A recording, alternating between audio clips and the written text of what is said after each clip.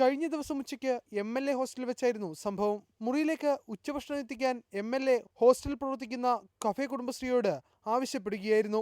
എന്നാൽ ക്യാൻറ്റീനിലെ തിരക്ക് കാരണം ഭക്ഷണം എത്തിക്കാൻ അല്പം വൈകി. ഇതാണ് PC ജോർജിനെ ചൊടിപ്പിച്ചത്. തുടർന്ന് PC ഫോണിലൂടെ ക്യാൻറ്റീൻ നടത്തിപ്പുകാരോട് ക്ഷുഭിതനായി. ഈ സമയം ഭക്ഷണവുമായി മുറിയിലെത്തിയ ക്യാൻറ്റീൻ ജീവനക്കാരൻ മനുവിന്റെ നേരെ PC ജോർജ് കയർത്ത് സംസാരിച്ചു. വാക്കേറ്റമൊടുവിൽ കയ്യാങ്കളിയായി. സംഭവം ഫുഡ് കൊണ്ടു കൊടുക്കാൻ താമസിൻ്റെ പേരിലാണ് പുള്ളി അടിച്ചത്. ആദ്യം റൂമിൽ ചെന്നുകൊണ്ട് തന്നെ പുള്ളി പറഞ്ഞ രണ്ട് മോശമായിട്ട് വാക്കുകളാണ് പറഞ്ഞത്.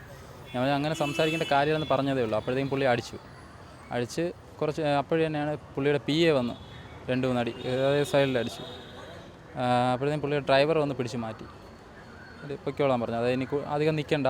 അതേസമയം ക്യാൻറ്റീൻ ജീവനക്കാരന്റെ ആരോപണം നിഷേധിച്ച് PC ജോർജ് രംഗത്തെത്തി.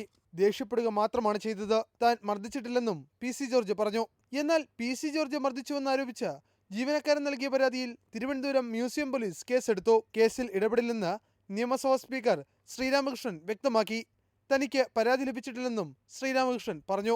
നിയമ നടപടികൾ തടസ്സപ്പെടുത്തുകയോ ആ തൊഴിലാളിയുടെ പരാതിപ്പെടാനുള്ള അവകാശത്തെ ഇല്ലാതാക്കുകയോ ഒന്നും നമ്മൾ ചെയ്യുന്നില്ല. അദ്ദേഹത്തിന് ഇന്ത്യനിലെ ഏതു പൗരനുമുള്ള നിയമപരമായ അവകാശം നേടാനും തുടരാനുള്ള അവകാശമുണ്ട്. അത് തടസ്സപ്പെടുത്തുന്നില്ല. അതാണ് നമ്മൾ ഉദ്ദേശിച്ചത്. ആ MLA എന്നെ വിളിച്ചിരുന്നു. MLAക്ക് ഒരു പരാതിയുണ്ട്. നിയമസഭ ക്യാൻറ്റീനിലെ നടത്തിപ്പുമായി ബന്ധപ്പെട്ട MLAക്ക് പരാതിയുണ്ട്.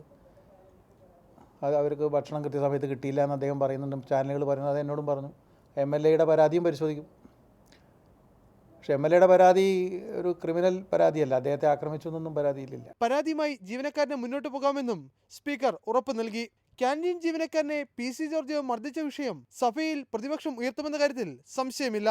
റിപ്പോർട്ടർ, തിരുവനന്തപുരം.